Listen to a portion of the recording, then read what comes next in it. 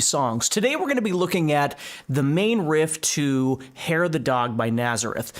3 reasons. Number 1, it's a really recognizable and fun riff to play. Number 2, I want to show you how you can reposition this on the fretboard to make it more comfortable for yourself, which is something you really want to learn how to do anyway. And number 3, I really like this song and I really love this band, so I thought, what the heck, let's do this. So we're going to play this riff.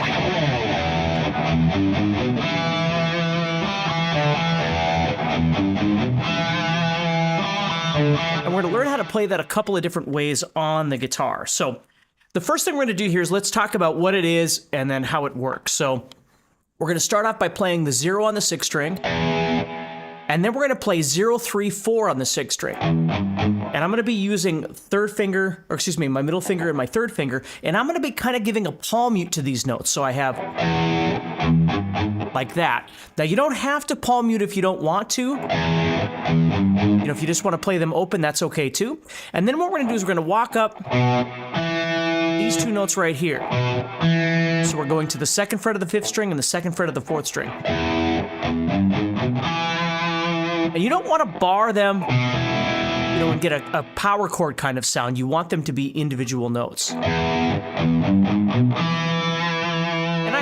And for me, I'm actually kind of palm muting the 5th string as well, and then letting off once I get to that last note.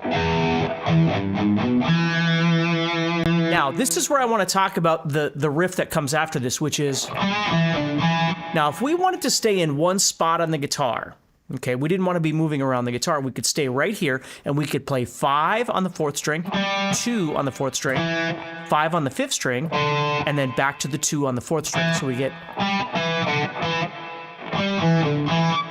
So we really have 2 different riffs here. That one, and then... Now, to add some realism to this little lick, what you might want to do is give a little bend where the pinky is. Like that, just a little blues bend. So I'm just bringing it up a little bit and then leaving. All right, now this is where I want to show you position changes. You will see this written and oftentimes played where instead of playing it down in this spot, that last little part is actually played here. Now it's the same pitches, it's just somewhere else on the guitar. So instead of playing it on 5 and 2, I'm heading up here to the 5th fret of the 4th string, which is the same note, but now I'm on my 1st finger. And I'm playing 7, 5, 7 on the 5th string. So it would look like this then. And I'd come up for that. But you'll see it's the same notes. What I want you to always think about is what works best for you. You might see a video or a lesson where it's telling you to play it in a certain spot, or you might look up the tab, and that's perfectly fine. If you want to do it the way that it's written, I think that's wonderful. But I always want you to be ready for the fact that you can reposition things on the guitar so it makes more sense in your fingers, it makes more sense in your brain, because ultimately you're the one that needs to play it. So as we're going through this, that's going to be the big change that we do there, is whether or not you want to play that down here or whether or not you want to play this here. Now what makes this really great is the next riff that we play is exactly the same, but we move down 1 string, like blues. So now we're going... Okay, whoops, sorry. We're going back to that note. So I'm on the 5th string now,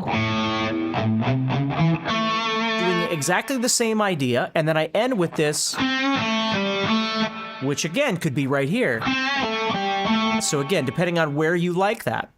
The only difference is when you get to this riff, you'll do it twice, and the second time you go down, so it's 5, 2, 5, 2. And again, I'm adding that little kind of blues bend there, which up here would look like you'd be going to the 7th fret of the 5th string. So let me play those 2 riffs for you so you can kind of hear this.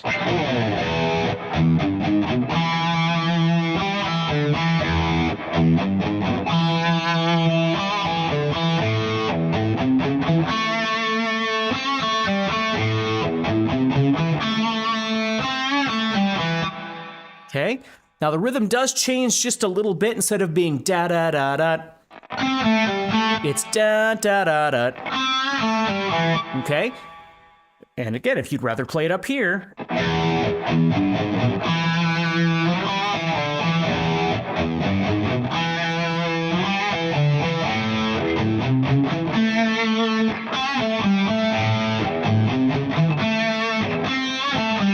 you do it like that.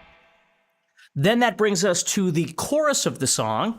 And here we're going to be playing an E and a G and an A. So one guitar might be playing E down here.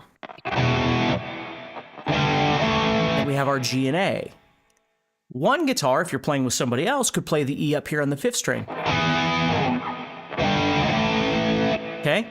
Now, usually you're going to, when I listen to the song, I hear more of this E, this 5th string power chord on the 7th fret. So we have, and then we go back, and then we end with that thing right there. So I'm playing D twice, and then I'm sliding to E and then strumming it again. Kind of like Sabbath, you know, kind of doing that sort of thing. So it looks like this. Here's my chorus.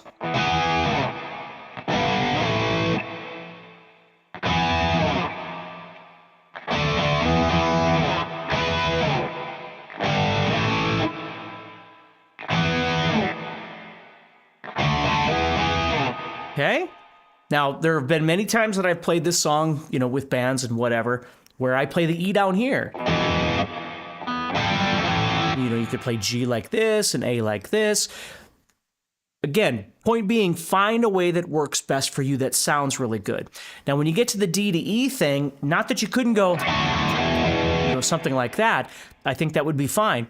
But it really does sound kind of cool using that little slide thing, whether or not you're actually sliding or whether or not you're picking them. I think that sounds kind of cool going, you know, like that. But again, whatever works for you. So hopefully this gives you something to work on for the next week until I get you another song. Really fun to play and gives you some things to think about as far as, you know, where you want to place things on the guitar. So do me a favor, like, share, subscribe. That always helps. And certainly check out guitarzoom.com. Check out our all-access membership and stay positive and keep practicing, and I'll talk to you